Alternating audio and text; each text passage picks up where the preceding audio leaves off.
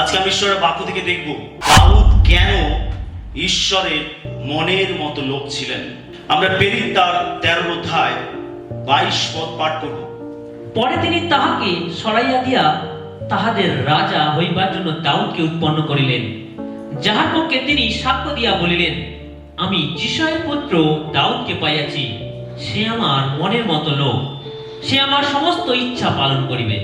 প্রিয় মণ্ডলী, আজ আপনাদের একটি প্রশ্ন করতে চাই। আপনি যদি আজ ঈশ্বরের সামনে দাঁড়ান, তাহলে ঈশ্বর আপনার সম্পর্কে কি বলবেন? মানুষ আপনার সম্পর্কে অনেক কথা বলতে পারে। কেউ বলতে পারে তিনি খুব ভালো মানুষ, কেউ বলতে পারে তিনি খুব ভালো প্রচার করেন, কেউ বলতে পারে তিনি খুব ভালো প্রার্থনা করেন, কেউ বলতে পারে তিনি খুব ধার্মিক। কিন্তু প্রশ্ন হলো, ঈশ্বর আপনার হৃদয় দেখে আপনার সম্পর্কে কি বলবেন? কারণ মানুষ আপনার চেহারা দেখে, আপনার মুখ দেখে, কিন্তু ঈশ্বর আপনার হৃদয় দেখেন।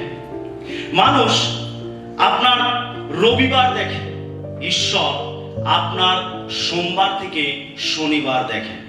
হালেলুয়া। মানুষ আপনার কথার শব্দ শোনে, ঈশ্বর আপনার হৃদয়ের শব্দ শোনেন।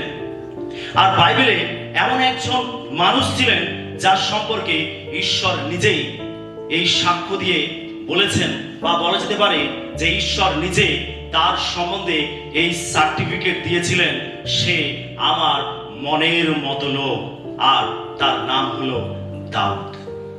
হালেলুয়া। দাউদ ঈশ্বরের মনের মতো লোক ছিলেন।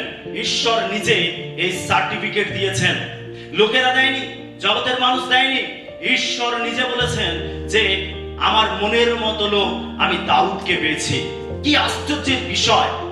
দাউদ নিখুঁত ছিলেন না। দাউদ কিন্তু নিখুঁত ছিলেন না। তার জীবনে দুর্বলতা ছিল। তার জীবনে তিনি পবিত্র পথে তিনি চলতে চলতে, ঈশ্বরের পথে চলতে চলতে তিনি পড়েছিলেন। তিনি নিখুঁত ছিলেন না। তিনি ভুল করেছেন, তিনি পাপ করেছেন, তিনি ভয় পেয়েছেন, তিনি কেঁদেছেন, তিনি কখনো ভেঙেও পড়েছেন। তাহলে কেন ঈশ্বর তাকে এইভাবে বলছে আমার মনের মতো লোক? আজ আমরা দাউদের জীবনে 5টি বিষয় দেখব। আর আমি বিশ্বাস করি আজকের এই প্রচারের শেষে ঈশ্বর আমাদের প্রত্যেককে নিজের হৃদয়ের দিকে তাকাতে সাহায্য করবেন। কেন দাউদ ঈশ্বরের মনের মতো লোক ছিলেন? 1 নম্বর পয়েন্ট, দাউদের হৃদয় ঈশ্বরের জন্য ক্ষুধার্ত ছিল। আমরা প্রথম সময়ে তার 16 অধ্যায় 7 পদ দেখি। কিন্তু সদাপ্রভু শমূয়েলকে কহিলেন, তুমি উহার মুখশ্রী বা কাই দীর্ঘতার প্রতি দৃষ্টি করিও না, কারণ আমি উহাকে অগ্রাহ্য করিলাম। কেননা মনুষ্য যাহা দেখে তাহা কিছু নয়, যেহেতু মনুষ্য প্রত্যক্ষ বিষয়ের প্রতি দৃষ্টি করে, কিন্তু সদাপ্রভু অন্তঃকরণের প্রতি দৃষ্টি করে। আমরা এখানে দেখতে পাই যে শমূয়েল ভাবাদী তিনি যিশয়ের বাড়িতে গেছিলেন একজন রাজাকে অভিষেক করার জন্য। আর যিশয়ের 7 পুত্রকে শমূয়েলের সামনে আনা হয়েছিল। যখন বড় ছেলে এসেছিল, শমূয়েল ভাবলেন তার চেহারা দেখে, তার উচ্চতা দেখে, তার সৌন্দর্য দেখে শমূয়েল নিশ্চয় ভাবলেন এই বোধহয় ঈশ্বরের মনোনীত রাজা। কিন্তু ঈশ্বর বলেন না। তারপরে আবার একজনকে আনা হলো, ঈশ্বর তাকে বললেন এও না। এইভাবে যখন 7 জন তার সামনে এলো, তখন কাউকে ঈশ্বর অভিষেক করতে বললেন না। অর্থাৎ কেউ ঈশ্বরের দৃষ্টিতে রাজা রূপে গণিত হলো না। তখন শমূয়েল ভাবাদী তিনি বললেন যে তোমার কি আর কোনো ছেলে আছে? তখন যিশয় তিনি বললেন যে হ্যাঁ, আমার আর একজন ছেলে আছে, আর সে আমার মেষ চড়াচ্ছে প্রান্তরে। তখন শমূয়েল ভাবাদী তাকে বলেন যে তুমি এখনই তাকে ডেকে নিয়ে এসো, সে না আসলে আমরা অনুষ্ঠান শুরু করতে পারবো না। তো তখন দাউদকে ডেকে নিয়ে আসা হলো। তিনি যখন শমুয়েল ভাববাদীর সামনে এসে দাঁড়ালেন, আর তখন ঈশ্বর তিনি বললেন, এই সেই ব্যক্তি যাকে আমি বেছে নিয়েছি, যাকে আমি মনোনীত করেছি, এই হচ্ছে ইসরায়েলের রাজা। তুমি এর মাথায় তেল ঢেলে তুমি একে রাজা রূপে অভিষেক করো। আর ঈশ্বরের কথা মতো তিনি কি করলেন? তিনি দাউদের মাথায় তেল ঢেলে তিনি তাকে অভিষেক করলেন। হালেলুয়া।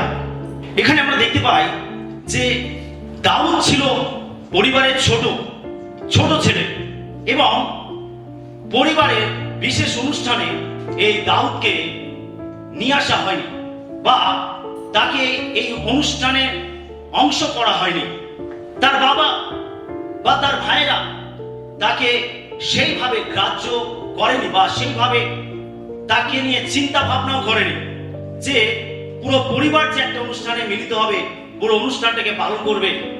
সেইভাবে দাউদকে এই অনুষ্ঠানে থাকবার জন্য তাকে বলা হয়নি, সেভাবে কোনো পরিকল্পনা করা হয়নি। কিন্তু আমরা দেখতে পাই যে ঈশ্বর তিনি দাউদকে বেঁচেছিলেন। ঈশ্বর দাউদকে বেঁচেছিলেন। ঈশ্বর দেখেছিলেন যে দাউদই হলো ভবিষ্যতের রাজা। হালেলুয়া। দাউদই হলো ভবিষ্যতের রাজা। তার বাবা তাকে মাঠে পাঠিয়েছে, তার ভাইরা তাকে মাঠে পাঠিয়েছে।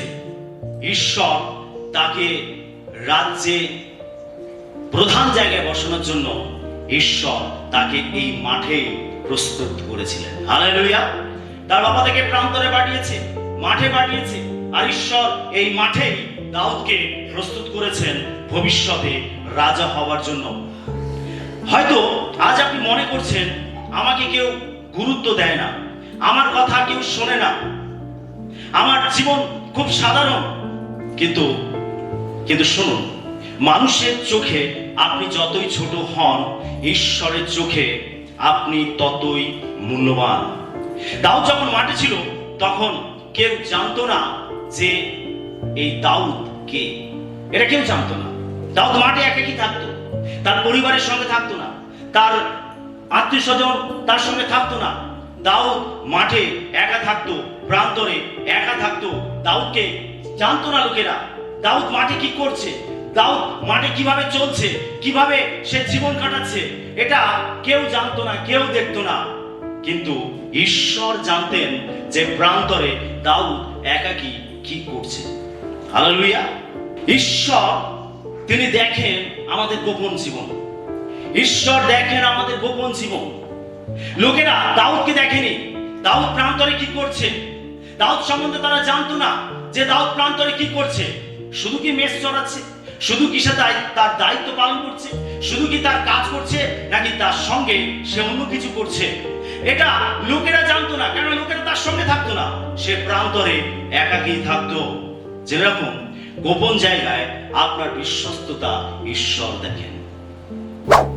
দাউদ প্রান্তরে একাকী থাকতো, কিন্তু দাউদ প্রান্তরে ঈশ্বরের সঙ্গে সহভাগিতা করত। দাউদ ঈশ্বরের আরাধনা করত, দাউদ ঈশ্বরের প্রশংসা করত, দাউদ ঈশ্বরের সঙ্গে কথা বলতো, দাউদ ঈশ্বরের সঙ্গে সময় কাটাতো। আর এইগুলোই ঈশ্বর দেখেছিলেন। অর্থাৎ দাউদের একটা গোপন সম্পর্ক ঈশ্বরের সঙ্গে ছিল। দাউদ গোপনে ঈশ্বরের সঙ্গে সময় কাটাতেন। তিনি শুধু মেষ চড়াতেন তা নয়, তিনি শুধু মেষ পাহাড় দিতেন তা নয়, কিন্তু তিনি প্রান্তরে একাকী ঈশ্বরের সঙ্গে, ঈশ্বরের সান্নিধ্যে সময় কাটাতেন। হালেলুয়া। আর এটা কেউ না দেখলেও ঈশ্বর দাউদের এই জীবন দেখেছিলেন। ঈশ্বর আমাদের গোপন জীবন দেখেন। হালেলুয়া। আপনি যখন গোপনে থাকেন, একাকী থাকেন, তখন কি করেন? ঈশ্বর এটা দেখেন। আর এটা অনুযায়ী ঈশ্বরের দৃষ্টিতে আমরা ধার্মিক গণিত হতে পারি, ঈশ্বরের কাছে আমরা মনোনীত হতে পারি, ঈশ্বরের কাছে আমরা গ্রহণযোগ্য হতে পারি। ঈশ্বর তিনি আমাদের দেখেন। আমাদের একাকিত্বে আমরা যখন একা থাকি তখন আমরা কি করি, এটা ঈশ্বর দেখেন। অনেক সময় আমরা যখন অনেকে একসঙ্গে থাকি তখন আমরা আরাধনা করতে পারি, আমরা প্রশংসা করতে পারি, আমরা অনেক ভালো ভালো কথা বলতে পারি। কিন্তু যখন আমরা একাকী থাকি তখন আমরা ঈশ্বরের সঙ্গে কি করি? তখন আমাদের ঈশ্বরের সঙ্গে রিলেশন কেমন, ঈশ্বরের সঙ্গে আমাদের সহভাগিতা কেমন? আর এটা ঈশ্বর দেখেন। ঈশ্বর দাউদের এই গোপন জীবন তিনি দেখেছিলেন।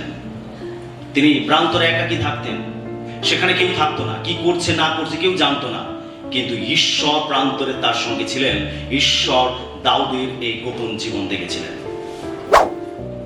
2 নম্বর পয়েন্ট, দাউদ অসম্ভব পরিস্থিতিতেও ঈশ্বরকে বড় দেখেছিলেন। আমরা 1 শমূয়েল তার 17 অধ্যায় 45 পদটি পাঠ করি। তখন দাউদ ওই পলষ্টীয়কে কহিলেন, তুমি খড়গ, বর্ষা ও শল্য লইয়া আমার কাছে আসিতেছ, কিন্তু আমি বাহিনীগণের সদাপ্রভুর ইসরায়েলের সৈন্যগণের ঈশ্বরের নামে তুমি যাহাকে টিটকারি দিয়াছ তাহারই নামে তোমার নিকটে আসিতেছি। দাউদ কি বলছে? দাউদ বলছে, আমি বাহিনীগণের সদাপ্রভুর নামে তোমার কাছে আসতেছি। আমরা দেখি একটা ভয়ঙ্কর পরিস্থিতি তৈরি হয়েছিল যখন ইসরায়েল এবং পলিষ্টীয়দের যুদ্ধ হচ্ছিল। আর পলিষ্টীয়দের পক্ষ থেকে গলিয়াত বীর দাঁড়িয়ে ছিল এবং সে হুঙ্কার দিচ্ছিল। আর সমস্ত ইসরায়েল সৈন্যদের মধ্যে কারোর এতটা শক্তি ছিল না যে এই গলিয়াত বীরের সঙ্গে যুদ্ধ করে। সবাই তাকে থেকে ভয় পাচ্ছিল, কেউ তার সঙ্গে যুদ্ধ করতে পারছিল না। আর সেই জন্য একটা থমথমে পরিস্থিতি সেখানে ছিল। যখন দাউদ সেখানে গেলেন, তখন দাউদ তিনি বিষয়টি শুনলেন যে একজন পলিষ্টীয় পরজাতি আর সে ঈশ্বরকে নিন্দা করছে এবং তার লোকেদেরকে টিটকারি করছে।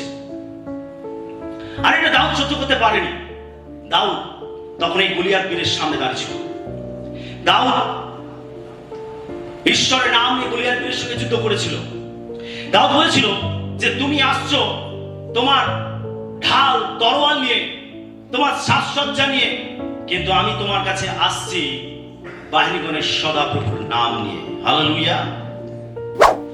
আমরা এখানে দেখতে পাই সবাই গলিয়াত বীরকে দেখে তারা ভয় পাচ্ছিল, কেন তার যে বিশাল চেহারা, তার যে যুদ্ধ করার কৌশল, সে বাল্যকাল অবধি সে একজন যোদ্ধা।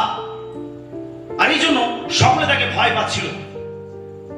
সবাই দেখছিল তার বাহ্যিক রূপ, তার বাহ্যিক চেহারা, তার কি আছে না আছে এইগুলো সবাই দেখছিল এবং এগুলো দেখে তারা বিচার করছিল আর ভয় পাচ্ছিল। কিন্তু দাউদ যখন গলিয়াত বীরের সামনে দাঁড়িয়েছিল, তখন দাউদ এটা দেখেছিল যে গলিয়াত বীরের থেকে তার ঈশ্বর অনেক বড়। হালেলুয়া। দাউদ গলিয়াত বীরকে দেখেনি, গলিয়াত বীরের আকৃতি দেখেনি, গলিয়াত বীরের চেহারা দেখেনি, তার ঢাল তরোয়াল, তার যুদ্ধ কৌশল এগুলো দেখেনি। দাউদ দেখেছিল ঈশ্বরকে। সবাই দেখছিল সমস্যাকে, সবাই দেখছিল গলিয়াত বীরকে, আর সেজন্য সকলে ভয় পাচ্ছিল। কিন্তু দাউদ দেখেছিল ঈশ্বরকে। ঈশ্বরের কাছে গলিয়াত বীর অনেক ছোট। সবাই গলিয়াত বীরকে বড় করে দেখছিল আর এই জন্য ভয় পাচ্ছিল। কিন্তু দাউদ দেখেছিল ঈশ্বরকে, আর দাউদ জানতো যে তার ঈশ্বর গলিয়াত বীরের থেকে অনেক বড়। আর এটাই হলো বিশ্বাস, এটাই হলো বিশ্বাস। দাউদ যখন গলিয়াতের সাথে দাঁড়ালো, তখন তার কাছে কোনো বড় অস্ত্র ছিল না, কিন্তু তার কাছে ছিল 5টি মসৃণ পাথর। কিন্তু আসল অস্ত্র পাথর ছিল না, আসল অস্ত্র ছিল দাউদের বিশ্বাস। এটাই ছিল তার আসল অস্ত্র। দাউদ জানতো, আমি আমার শক্তিতে যুদ্ধ করছি না, আমি আমার অভিজ্ঞতায় যুদ্ধ করছি না, আমি আমার ক্ষমতায় যুদ্ধ করছি না, আমি সদাপ্রভুর নামে যুদ্ধ করছি। হালেলুয়া। এটা দাউদ জানতো। সে কি করলো, একটি পাথর বের করলো এবং তার সেই ফিঙাতে এই পাথরটাকে দিল এবং সে ঘুরিয়ে যখন ছুড়লো, তখন এই গলিয়াত বীরের কপালে গিয়ে লাগলো, আর এই গলিয়াত বীর সেখানেই ধরাশায়ী হলো। হালেলুয়া। কারণ পাথরের শক্তি বেশি ছিল না, ঈশ্বর তার পাথরকে ব্যবহার করেছিলেন, তার শক্তি ছিল অসীম। এই পাথরের কোনো শক্তি ছিল না, ঈশ্বর দাউদের এই পাথরটিকে ব্যবহার করেছিলেন। ঈশ্বর দাউদের এই বিশ্বাসের কার্যেতে দাউদের ছোড়া এই পাথরটিকে ঈশ্বর ব্যবহার করেছিলেন, আর এটার মধ্যেই শক্তি ছিল। ঈশ্বর এই যুদ্ধেতে ছিল, ঈশ্বর দাউদের হয়ে যুদ্ধ করেছে। ঈশ্বর দাউদের হয়ে এই গলিয়াতকে পরাজিত করেছে। তার কারণ দাউদ ঈশ্বরকে দেখেছিল, দাউদ ঈশ্বরকে বিশ্বাস করেছিল, দাউদ জানতো তার ঈশ্বরকে। আর সেজন্য ঈশ্বর দাউদের ছোড়া এই পাথরটিকে তিনি ব্যবহার করেছিলেন এই গলিয়াত বীরকে ধরাশায়ী করার জন্য। আপনার জীবনে যদি কোনো গলিয়াত থাকে, ভয় পাবেন না। সমস্যা যদি আপনার চেয়ে বড় হয়, তাহলে আপনি ঈশ্বরকে দেখুন, ঈশ্বরকে ধ্যান করুন, ঈশ্বরের উপরে বিশ্বাস করুন। আপনি এটা জানুন যে আপনার সমস্যা যত বড় হোক, ঈশ্বর তার থেকেও আরো বড়, আরো মহান। যত বড়ই সমস্যা হোক না কেন, ঈশ্বর তার চেয়ে অনেক বড়। আপনার চোখ যদি সমস্যার দিকে থাকে, তাহলে আপনি আপনার সমস্যার দিক থেকে চোখ ফিরে নিন এবং ঈশ্বরের দিকে আপনার দৃষ্টি রাখুন। আপনি দেখতে পাবেন যে আপনার সমস্যা থেকে ঈশ্বর অনেক বড়। আর যখন আপনি ঈশ্বরের দিকে দেখবেন, যখন আপনি ঈশ্বরকে বুঝতে পারবেন, তখন আপনার বিশ্বাসও বৃদ্ধি পাবে। আর এইভাবে আপনার বিশ্বাস জেগে উঠবে এবং আপনি বিশ্বাসের কার্য দেখতে পাবেন আপনার জীবনে। 3 নম্বর পয়েন্ট আমরা দেখব, দাউদ ঈশ্বরের সময়ের জন্য অপেক্ষা করতে জানতেন। দাউদকে রাজা হিসাবে অভিষেক করা হয়েছিল, কিন্তু অভিষেক পাওয়ার পর দিনই দাউদ ইসরায়েলের সিংহাসনে বসেননি, বরং তার জীবনে কি এসেছিল? তার জীবনে এসেছিল মরুভূমি। তার জীবনে এসেছিল কি? প্রাণ রক্ষার্থে পলায়ন করা, পালিয়ে বেড়ানো। তার জীবনে এসেছিল কি? অপমান। তার জীবনে কি এসেছিল? অপেক্ষা করা। অভিষেক করার সঙ্গে সঙ্গে দাউদ তার পরের দিনে সিংহাসনে বসেনি, কিন্তু আমরা কি দেখতে পাই দাউদের জীবনে? দাউদ শুধু দৌড়ে বেড়াচ্ছে, পালিয়ে বেড়াচ্ছে, এই মরুভূমিতে, ওই পর্বতে, ওই গুহাতে, এইখানে ওইখানে, এই রাজ্যে ওই রাজ্যে, দাউদ শুধু পালিয়ে বেড়াচ্ছে। অভিষেক পাওয়ার পরে দাউদের উচিত ছিল কি? সিংহাসনে বসা।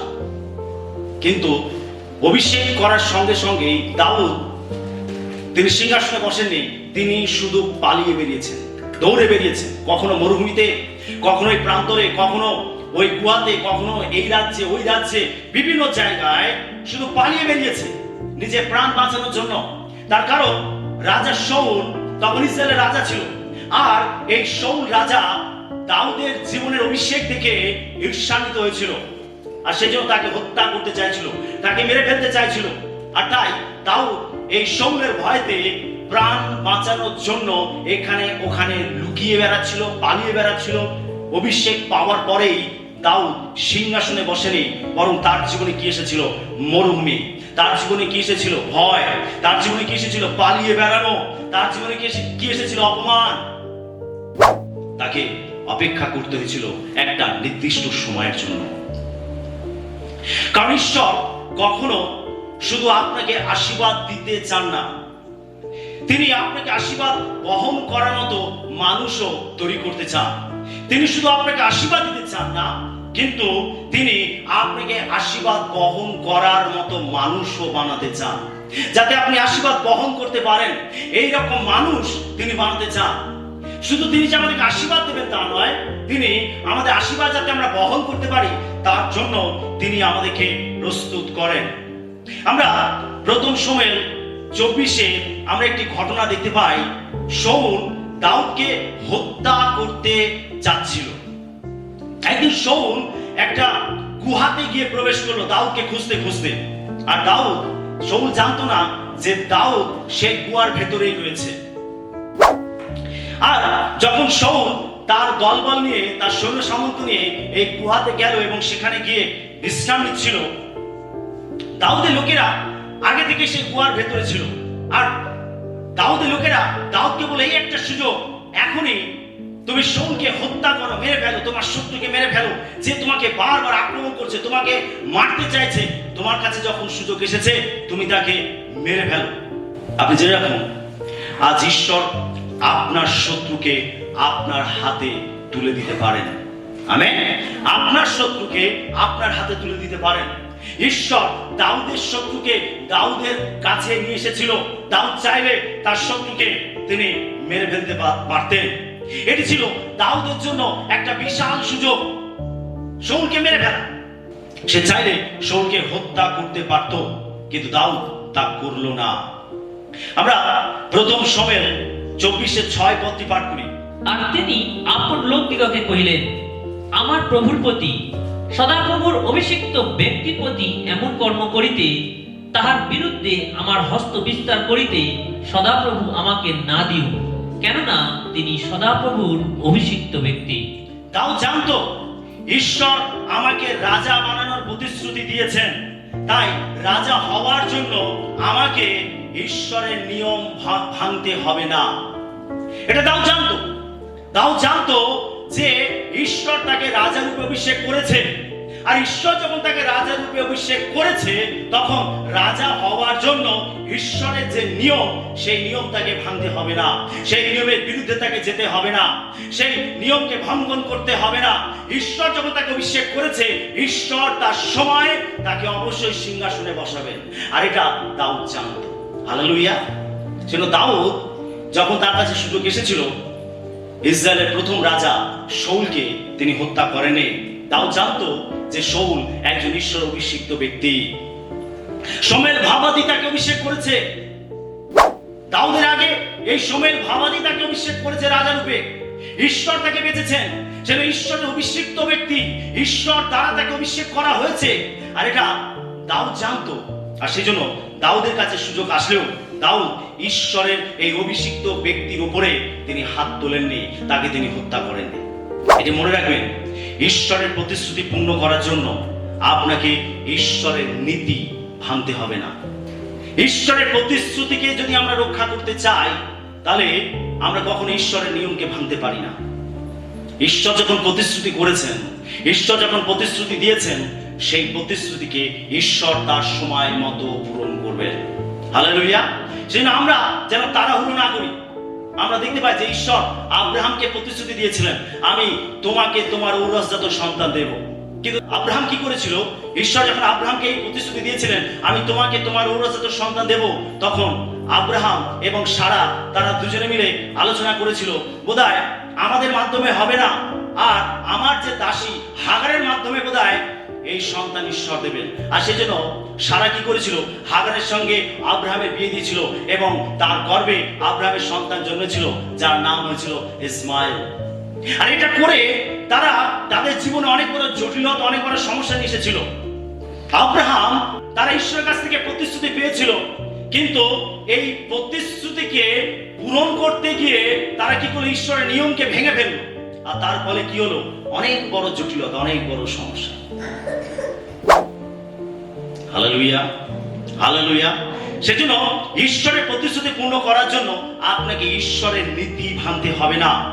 ঈশ্বর যদি দেন, তাহলে তার সময়ে তিনি তা দেবেন। আমেন। আর সেজন্য দাউদ তিনি ঈশ্বরের জন্য অপেক্ষা করেছিলেন, সঠিক সময়ের জন্য অপেক্ষা করেছিলেন। ঈশ্বর যখন তাকে অভিষেক করেছে, তাকে রাজা রূপে মনোনীত করেছে, তাহলে ঈশ্বরের সময় মতোই তিনি সিংহাসনে বসবেন এবং তিনি দেশকে নেতৃত্ব দেবেন। আর সেজন্য দাউদ কি করেছিল?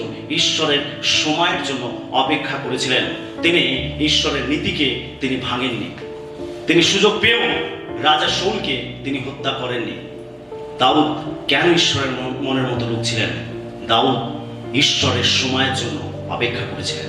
আমরা অনেক সময় অপেক্ষা করতে পারি না, অনেক সময় আমরা তাড়াহুড়ো করি, অনেক বিষয় আমরা তাড়াহুড়ো করি। আর এই তাড়াহুড়ো করতে গিয়ে দেখা যায় যে আমরা ঈশ্বরের নীতি ভেঙে ফেলছি, পবিত্রতা ভেঙে ফেলছি, বাধ্যতা ভেঙে ফেলছি, নম্রতা ভেঙে ফেলছি। আমরা অনেক সময় ঈশ্বরের যে নীতি, সেই নীতিটাকে আমরা ভেঙে ফেলি। আমরা আমাদের ইচ্ছাকে পূরণ করতে গিয়ে আমরা ঈশ্বরের জন্য ধৈর্য ধরতে পারি না, ঈশ্বরের সময়ের জন্য আমরা অপেক্ষা করতে পারি না। আমরা তাড়াহুড়ো করি, আর যার ফলে আমরা ঈশ্বরের নীতি ভেঙে ফেলি এবং আমরা আমাদের জীবনে অনেক বড় জটিলতা তৈরি করি।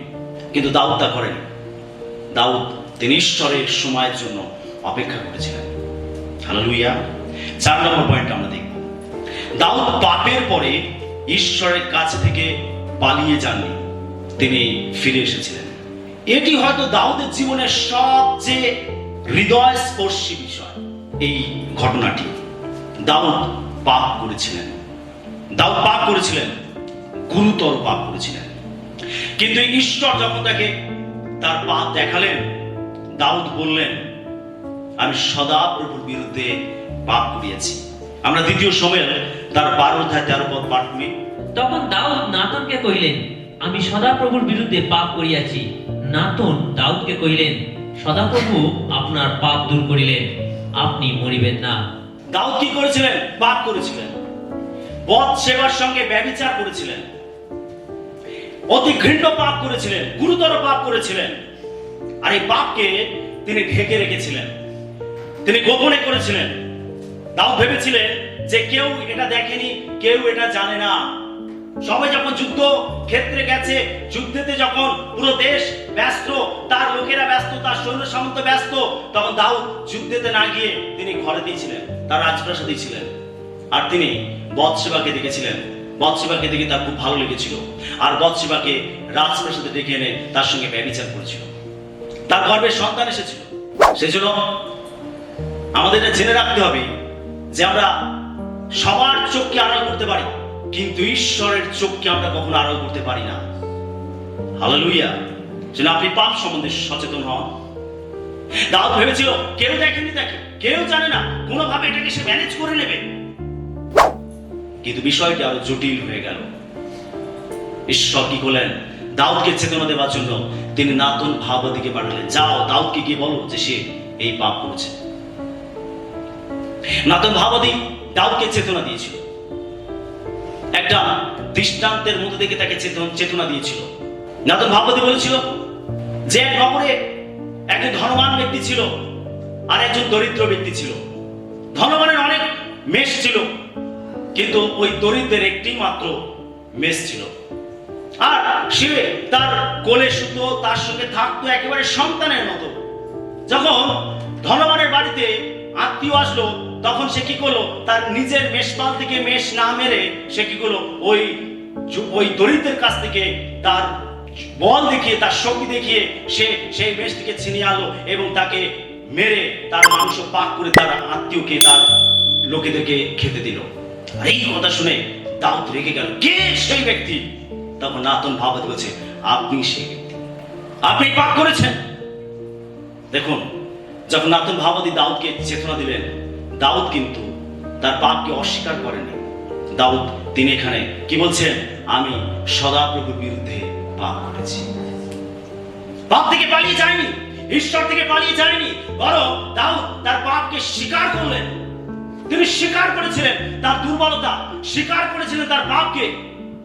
ঈশ্বর থেকে পালিয়ে যায়নি। অনেক সময় যখন আমরা আমাদের জীবনে পাপ দেখি, যখন কেউ আমাদের পাপ সম্বন্ধে চেতনা দেয় বা পাপ সম্বন্ধে আমাদেরকে সতর্ক করে, আমরা অনেক সময় ঈশ্বর থেকে পালিয়ে যাই। আমরা ভাবি যে আর ঈশ্বরের কাছে আসবো না, আর আমরা প্রার্থনায় আসবো না, আর আমরা উপাসনায় আসবো না, আর আমরা কোন রকম ভাবে ঈশ্বরের সেবা করবো না। অনেক সময় আমাদের পাপের জন্য আমরা পালিয়ে বেড়াই, ঠিক ওই আদমের মতো। আদম যখন পাপ করেছিল তখন সে ঈশ্বর থেকে পালিয়েছিল, সে ঈশ্বর থেকে লুকিয়েছিল। অনেক সময় আমরা লুকাই। আমরা যখন পাপ করি তখন আমরা প্রার্থনায় আসতে পারি না, আমরা উপাসনায় আসতে পারি না, আমরা ঈশ্বর থেকে দূরে চলে যাই। দাউদ এখানে পাপ করেছিল, কিন্তু যখন তাকে চেতনা দেওয়া হয়েছিল তখন দাউদ না তো অস্বীকার করেছিলেন আর না তো ঈশ্বরের কাছ থেকে পালিয়ে গেছিলেন। তিনি তার পাপকে স্বীকার করেছিলেন। যখন ঈশ্বর আমাদেরকে চেতনা দেন তার বাক্যের মাধ্যমে যে তুমি এই পাপটি করেছো, তুমি এই অবাধ্যটি হয়েছো, তুমি এই কাজটি করেছো, তখন আমাদের উচিত দাউদের মতো আমাদের পাপকে স্বীকার করা। হ্যাঁ প্রভু, আমি এখানে পাপ করেছি। অনেক সময় আমরা আমাদের দোষকে স্বীকার করতে চাই না। আমরা অনেকে আছি, আমরা আমাদের দোষকে স্বীকার করতে চাই না। খুব সিম্পল ব্যাপার। হ্যাঁ, আমার দ্বারা এই ভুলটা হয়েছে, তার জন্য আমি ক্ষমা চাইছি। খুব সিম্পল ব্যাপার। কিন্তু আমরা আমাদের ভুলকে স্বীকার করতে চাই না। আমরা আমাদের ভুলকে অজুহাত দিয়ে মেকআপ করতে চাই। আমরা আমাদের ভুলকে আরেকটা মিথ্যা দিয়ে ঢেকে রাখার চেষ্টা করি। আর এর ফলে কি হয়? আমাদের পাপ আরো বেড়ে যায়, আমাদের ঈশ্বর থেকে দূরত্ব বেড়ে যায়। আমরা কি করছি? পাপকে প্রশ্রয় দিচ্ছি আমাদের জীবনে। একটা খুব সিম্পল ব্যাপার, হ্যাঁ আমার দ্বারা এই ভুলটা হয়েছে, আমার এটা করা উচিত নয়, আমাকে ক্ষমা করে দাও। আমরা এটা না করে কি করি? যখন আমরা আমাদের ভুলটাকে বুঝতে পারি, না এটা তো ভুল হয়েছে, না এটা যদি আমি বলি তাহলে আমি ছোট হয়ে যাব, আর সেই জন্য আমরা কি করি? ওই ভুলটাকে অন্যভাবে মেকআপ করার চেষ্টা করি। এটা হচ্ছে আমাদের স্বভাব। বিশ্বাসী একজন বিশ্বাসীর জীবন কখনো এমন হওয়া উচিত নয়, কখনো এমন হওয়া উচিত নয়। একজন বিশ্বাসী জীবন হওয়া উচিত দাউদের মতো। হ্যাঁ, আমার দ্বারা এই ভুলটা হয়েছে, আমি তার জন্য ক্ষমা চাইছি। আরে আপনি এটা বলে দেখুন, আপনি যার বিরুদ্ধে অন্যায়টা করেছেন সেও আপনাকে ক্ষমা করবে। কিন্তু আপনি যদি না করেন, আপনার সামনে যে ব্যক্তি রয়েছে সে এটা বুঝতে পারবে যে আপনি মিথ্যাকে ঢাকার জন্য আরেকটা মিথ্যা আপনি বলছেন। আর এর ফলে কি হবে? আপনার সম্মান আরো কমবে, আপনার গুরুত্ব আরো কমবে। সে বুঝে যাবে আপনি ঠিক মানুষ নন। আপনি মুখে বলেন এক আর কাজে করেন আর এক। অনেক সময় আমাদের বিশ্বাসীদের মধ্যে দেখা যায়, অনেক বিশ্বাসীদের মধ্যে দেখা যায় আমরা অনেক কাছে এরকম। আর এটা খুব দুঃখজনক বিষয়, খুব দুঃখজনক বিষয়। আপনি জানেন না, এই কাজগুলো করার মাধ্যমে আপনি আত্মিকভাবে পড়ে যাচ্ছেন, আপনি আত্মিকভাবে নিচে নেমে যাচ্ছেন। আপনি ছোট হওয়ার ভয়তে আপনি মিথ্যা বলছেন, অজুহাত দেখাচ্ছেন। কিন্তু আপনি জেনে রাখুন, যদি আপনি আপনার ভুলটাকে স্বীকার করেন, আপনার সম্মান কমবে না, আপনার সম্মান আরো বেড়ে যাবে। না, এই ব্যক্তিটি ভালো মানুষ যে অন্যায়কে স্বীকার করার সৎ সাহস রাখে। হালেলুয়া! আমাদের সৎ সাহস রাখতে হবে। ঈশ্বরের লোকের অন্যায় করলে অন্যায় স্বীকার করবে, তারা ভুল করলে ভুল স্বীকার করবে একে অপরের কাছে। দাউদ এখানে তার পাপকে গোপন করেনি। যখন ঈশ্বর তাকে চেতনা দিয়েছিলেন আতর ভাবতের মাধ্যমে, তখন দাউদ এখানে তিনি স্বীকার করেছেন, আমি সদাপ্রভুর বিরুদ্ধে পাপ করেছি। দাউদ অজুহাত দেননি, তিনি অন্যকে দোষ দেননি, তিনি বলেননি পরিস্থিতির জন্য এমন হয়েছে, তিনি বলেননি সবাই এমন করে থাকে আমিও করেছি, কি আছে তাতে। তিনি শুধু বললেন আমি সদাপ্রভুর বিরুদ্ধে পাপ করেছি। আর এটাই হচ্ছে অনুতপ্ত হৃদয়ের চিহ্ন। যখন আপনি আপনার ভুলকে স্বীকার করেন, আর এটাই প্রমাণ করে যে আপনি অনুতপ্ত হয়েছেন, আপনি অনুতপ্ত হয়েছেন। হালেলুয়া! আমরা গীতসংহিতা 51 দেখতে পাই, গীতসংহিতা 51:10 পদ পড়লে আমরা সেখানে দেখতে পাই যে দাউদ তিনি কিভাবে অনুতাপ করেছেন। পুরো গীতসংহিতা 51 হচ্ছে দাউদের অনুতাপের গীত। আমরা 10 পদটি পাঠ করি। হে ঈশ্বর, আমাতে বিশুদ্ধ অন্তঃকরণ সৃষ্টি করো, আমার অন্তরে সুস্থির আত্মাকে নতুন করিয়া দাও। দাউদ বলছেন না প্রভু শুধু আমার শাস্তিটাকে সরিয়ে দাও, তিনি বলছেন প্রভু আমার হৃদয় বদলে দাও। কি বলছে দাউদ?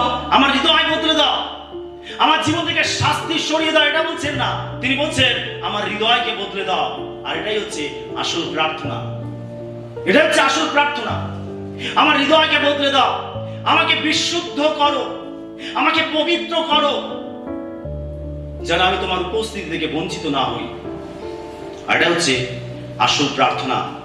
জেনে রাখুন, যিনি বাইরে হাসছেন কিন্তু ভিতরে ভেঙে পড়েছেন।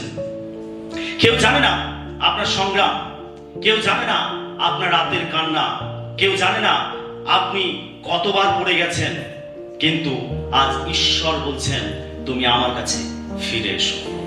যদি আমরা ঈশ্বরের বিরুদ্ধে যাই, আমরা যদি পাপ করি, আর আপনি অনেক সময় কাঁদছেন, ভেঙে পড়েছেন, হতাশ হচ্ছেন, ঈশ্বর বলছেন তুমি আমার কাছে ফিরে এসো।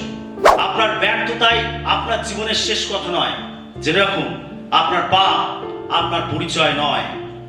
আপনি যদি ঈশ্বরের দিকে ফিরে আসেন, ঈশ্বর এখনো আপনার জীবনে কাজ করতে পারেন। যদি আমরা ঈশ্বরের বিরুদ্ধে গেছি, যদি আমরা পাপ করেছি, আপনি লজ্জিত হবেন না, আপনি ভেঙে পড়বেন না, আপনি হতাশ হবেন না। ঈশ্বর বলছে এখনো সময় আছে, আমার কাছে ফিরে এসো। যখন আমরা তার কাছে ফিরে আসি, তিনি আমাদেরকে গ্রহণ করেন, তিনি আমাদেরকে পরিত্যাগ করেন না। দাউদ এখানে প্রার্থনা করেছিলেন আমাদের বিশুদ্ধ অন্তঃকরণ সৃষ্টি করো, আমাকে তোমার সম্মুখ থেকে দূর করো না। দাউদ ঈশ্বরের কাছে ফিরে এসেছিলেন, ঈশ্বর তার পাপকে ক্ষমা করেছিলেন। হালেলুয়া! ঈশ্বর দাউদের পাপকে ক্ষমা করেছিলেন, ঈশ্বর দাউদের ক্রন্দন দেখেছিলেন, ঈশ্বর দাউদের হৃদয় দেখেছিলেন। অন্যায় করে পাপ করে দাউদ ঈশ্বরের কাছ থেকে পালিয়ে যায়নি, কিন্তু দাউদ ঈশ্বরের কাছে ফিরে এসেছিলেন, অনুতাপ করে ফিরে এসেছিলেন। আজ যদি আপনি বুঝতে পারছেন আপনি কোনো পাপ করেছেন, আপনি ভুল করেছেন, আপনি কান্নাকাটি করছেন হয়তো দূরে থেকে, আপনি হয়তো ভেঙে পড়েছেন, হতাশ হয়েছেন, কিন্তু ঈশ্বর বলছেন তুমি আমার কাছে ফিরে এসো। সময় থাকতে থাকতে অনুতাপ করো, আমি তোমাকে আবার গ্রহণ ঈশ্বর দয়া ধনে ধনবান, তিনি আমাদেরকে দয়া করে থাকেন, ক্ষমা করে থাকেন। সেই জন্য আপনার জীবনে যদি কোনো পাপ থাকে, আপনি ঈশ্বরের কাছে ফিরে আসুন। যদি আপনি দাউদের মতো পড়ে গেছেন, আপনি অনুতাপ করুন। যদি আপনি ঈশ্বর থেকে দূরে চলে গেছেন, ফিরে আসুন ঈশ্বরের কাছে। ঈশ্বর আপনাকে গ্রহণ করতে প্রস্তুত আছেন। তিনি কখনো আপনাকে দূর দূর করে তাড়িয়ে দেবে না, তিনি আপনাকে ঘৃণা করবে না, তিনি আপনাকে অগ্রাহ্য করবে না, তিনি আপনাকে গ্রহণ করবেন, তিনি আবার আপনাকে কাছে টেনে নেবেন, তিনি আপনাকে ক্ষমা করবেন। হালেলুয়া।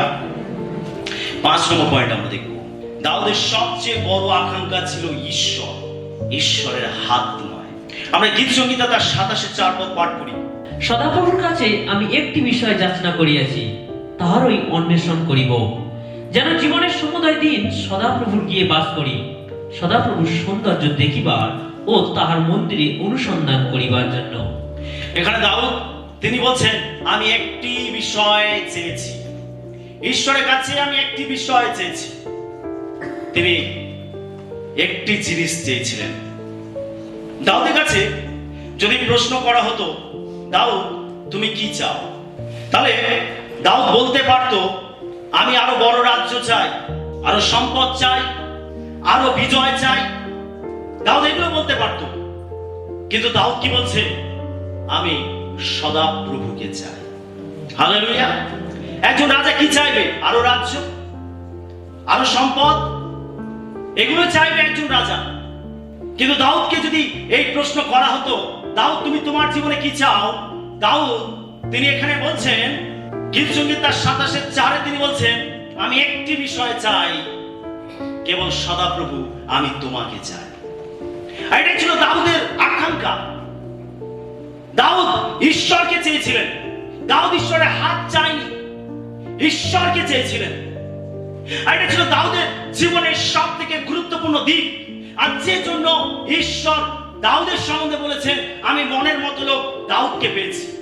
দাউদ ঈশ্বরের হাত চায়নি, দাউদ ঈশ্বরকে চেয়েছিল, আমি তোমাকে চাই, তোমার সৌন্দর্য দেখতে চাই, আমি তোমার ঘরে বাস করতে চাই, আমি তোমার সঙ্গে সহযোগিতা করতে চাই, আমি তোমাকে চাই। দাউদ ঈশ্বরকে চেয়েছিলেন। এটাই হলো ঈশ্বরের মনের মতো লোকের হৃদয়, যে কেবল ঈশ্বরকে চাই, ঈশ্বরের হাত নয়, প্রার্থিব কোনো বিষয় নয়, প্রভু এটা চাই, ওটা চাই, সেটা চাই। আজ যদি আমাদেরকে জিজ্ঞাসা করা হয় তুমি কি চাও, আমরা বলবো, প্রভু আমার এটা প্রয়োজন আছে, ওটা প্রয়োজন আছে, সেটা প্রয়োজন আছে। দাউদকে যে প্রশ্ন করা হতো, দাউদ তিনি উত্তর এইভাবেই দিতেন, যা গীত সংগীতা তার 27:4 পদে তিনি উল্লেখ করেছেন, আমি একটি বিষয় চাই, কেবল সদাপ্রভু তুমি। আমেন। আজ আমরা ঈশ্বরের কাছে কি চাই? প্রভু আমাকে আশীর্বাদ করো, প্রভু আমার সমস্যা দূর করো, প্রভু আমার পরিবারকে ঠিক করো, প্রভু আমার ব্যবসায় সফলতা দাও, প্রভু আমার জীবনে দরজা খুলে দাও। এসব প্রার্থনা করা ভুল নয়, কিন্তু দাউদ আমাদের আরো গভীরে নিয়ে যাচ্ছেন। দাউদ বলছেন, প্রভু যদি তুমি সঙ্গে থাকো, তাহলে আমার জাগতিক বিষয় না থাকলেও আমার চলে যাবে, কেননা তুমি আমার সঙ্গে আছো। হালেলুয়া। দাউদ প্রার্থিব জিনিসের থেকে তিনি ঈশ্বরকে তার জীবনে বেশি গুরুত্ব দিয়েছিলেন। তিনি ঈশ্বরকে খুঁজেছিলেন, তিনি ঈশ্বরের জন্য আকাঙ্ক্ষিত হয়েছিলেন, তিনি ঈশ্বরকে পেতে চেয়েছিলেন। আর সেই জন্য আমরা দেখতে পাই যে ঈশ্বর দাউদের হৃদয় দেখেছিলেন। তিনি দেখেছিলেন দাউদের হৃদয় তার প্রতি কতটা নিবেদিত, কতটা আকাঙ্ক্ষিত, কতটা ক্ষুধার্ত। আর এই জন্য ঈশ্বর দাউদের জন্য বলেছিলেন, আমি মনের মতো লোক দাউদকে পেয়েছি। 5টি কথা মনে রাখুন। 1, দাউদের হৃদয় ঈশ্বরের জন্য ক্ষুধার্ত ছিল। আজকে এই বাক্যের মধ্যে থেকে 5টি বিষয় আমাদেরকে মনে রাখতে হবে। দাউদের হৃদয় ঈশ্বরের জন্য ক্ষুধার্ত ছিল। দাউদ অসম্ভব পরিস্থিতিতেও ঈশ্বরের উপর বিশ্বাস করত। 3 নম্বর, দাউদ ঈশ্বরের সময়ের জন্য অপেক্ষা করতে জানত। 4 নম্বর, দাউদ পড়ে গেলে অনুতাপ করে ঈশ্বরের কাছে ফিরে আসত। এবং 5 নম্বর, দাউদের সবচেয়ে বড় আকাঙ্ক্ষা ছিল ঈশ্বরের উপস্থিতি। এই 5টি গুরুত্বপূর্ণ বিষয় জেনে রাখুন, যার জন্য দাউদ ঈশ্বরের মনের মতো লোক হতে পেরেছিলেন। ঈশ্বর আজ কাকে খুঁজছেন? কাকে খুঁজছেন আজকের ঈশ্বর? প্রিয় মণ্ডলী, আজ আমরা দাউদের জীবন থেকে শিক্ষা পেলাম। ঈশ্বর আমাদের দাউদের এই জীবনের মধ্যে থেকে তিনি আমাদেরকে কি জানাতে চান, কি শোনাতে চান? ঈশ্বর আমাদের নিজেদের হৃদয়কে দেখাতে চান। দাউদ কেন ঈশ্বরের মনের মতো লোক ছিল? এটা নয় যে আমার হৃদয় কি ঈশ্বরের মনের মতো। আজকে এই প্রশ্নটি আমরা করতে পারি, আমাদের হৃদয় কি ঈশ্বরের মনের মতো? দাউদ কেন ঈশ্বরের মনের মতো লোক ছিল? আমরা 5টি পয়েন্ট দেখলাম, আর 5টি বিষয়ের মধ্যে থেকে আমরা দেখলাম যে কিভাবে দাউদ ঈশ্বরের মনের মতো লোক হতে পেরেছিলেন। আজকে আমাদের হৃদয় কি ঈশ্বরের মনের মতো? আজকে আমরা দাউদের জীবনের সঙ্গে মিলিয়ে দেখি, আমাদের হৃদয় কি ঈশ্বরের মনের মতো? দাউদের হৃদয় ছিল ঈশ্বরের মনের মতো। কেন? ঈশ্বর তিনি দাউদকে দেখেছিলেন, তার গোপন জীবন দেখেছিলেন, তিনি তার জীবনে বিভিন্ন দিকগুলো দেখেছিলেন, এবং ঈশ্বর দাউদের জীবন দ্বারা তিনি খুশি ছিলেন। আর সেই জন্য তিনি দাউদের সম্বন্ধে বলেছিলেন, আমি মনের মতো লোক দাউদকে পেয়েছি। ঈশ্বর যিশু সম্বন্ধে বলেছিলেন, ইনি আমার প্রিয় পুত্র, ইহাতে আমি প্রীত। প্রিয় বিশ্বাসী, দাউদের এই বংশ থেকেই খ্রিস্ট এসেছিলেন, কেন দাউদ ছিলেন ঈশ্বরের মনের মতো লোক। আজকের আমাদের হৃদয় কেমন? আমাদের হৃদয় কি ঈশ্বরের মনের মতো? আমাদের হৃদয় কি দাউদের মতো আকাঙ্ক্ষা আছে ঈশ্বরকে পাওয়ার জন্য? ঈশ্বরের জন্য কি অপেক্ষা করে? আমরা কি ঈশ্বরের প্রশংসা করি? আমরা কি ঈশ্বরের সঙ্গে সহভাগিতা করি? আমরা কি ঈশ্বর থেকে দূরে চলে যাই, নাকি আমরা ভুল করলেও আমরা তা অনুতাপ করে ঈশ্বরের কাছে ফিরে আসি? আজকে আমাদের এই 5টি পয়েন্ট মনে রাখতে হবে যদি আমরা ঈশ্বরের মনের মতো লোক হতে চাই। প্রিয় বিশ্বাসী, একসময় সেই ছোট রাখাল দাউদ রাজা হয়েছিল, যে মাঠে মেষ চড়াতো। সে একদিন সিংহাসনে বসেছিল, কিন্তু দাউদের জীবনের সবচেয়ে বড় বিজয় সিংহাসন ছিল না। তার সবচেয়ে বড় বিজয় ছিল যে সে তার জীবনে ঈশ্বরকে হারায়নি। এটা ছিল তার জীবনের সব থেকে বড় বিজয়। দাউদ তার জীবনে ঈশ্বরকে হারায়নি। সিংহাসন তাকে বদলে দেয়নি, বিজয় তাকে ঈশ্বরকে ভুলিয়ে দেয়নি। তার জীবনে অনেক বিজয় লাভ করেছে, অনেক যুদ্ধ করেছে, অনেক বিজয় লাভ করেছে, কিন্তু এই বিজয় পাওয়ার পরে এই বিজয় ঈশ্বরকে ভুলিয়ে দেয়নি, বা বিজয় পেয়ে ঈশ্বরকে ভুলে যায়নি। পাপ তাকে ঈশ্বরের কাছ থেকে চিরদিন দূরে সরিয়ে দিতে পারেনি, কারণ তার হৃদয় বারবার এক জায়গায় ফিরে আসতো, আর সেটা হচ্ছে ঈশ্বরের কাছে। তার জীবন অনেক চড়াই উতরাই ছিল, কিন্তু কোনো কিছুই তাকে ঈশ্বর থেকে দূরে সরাতে পারেনি। বিজয় পেয়েছে, সিংহাসন পেয়েছে, পাপ করেছে, পাপে পড়েও গেছে, কিন্তু আবার উঠে দাঁড়িয়েছে। তার হৃদয়ে এটাই আকাঙ্ক্ষা ছিল, কেবল ঈশ্বর, কেবল ঈশ্বর। আমরা এই পৃথিবীতে কেউ খাঁটি নই, আমরা কেউ সৎ নই, আমরা কেউ পবিত্র নই। আমাদের প্রত্যেকের জীবনে দুর্বলতা আছে। দাউদ তিনি ঈশ্বরের মনের মতো লোক হতে পেরেছিলেন, তার জীবনেও অনেক দুর্বলতা ছিল আমার আপনার মতো, কিন্তু তবুও দাউদ ঈশ্বরের মনের মতো লোক হতে পেরেছিলেন। আজকে আপনিও চাইলে ঈশ্বরের মনের মতো লোক হতে পারেন। যদি আমরা দাউদের মতো জীবনযাপন করি, তাহলে আমরাও ঈশ্বরের মনের মতো লোক হতে পারি। হালেলুয়া! কি আমরা হতে চাই না? ঈশ্বরের মনের মতো লোক হতে চাই না? তাহলে আজকে যে 5টি বিষয় আমরা দেখলাম দাউদের জীবন থেকে, যেন আমরা মনে রাখি এবং সেই মতো আমরা জীবনযাপন করি, তবেই আমরা ঈশ্বরের মনের মতো লোক হতে পারবো। ঈশ্বর তার বাক্যে আমাদের সবাইকে আশীর্বাদ।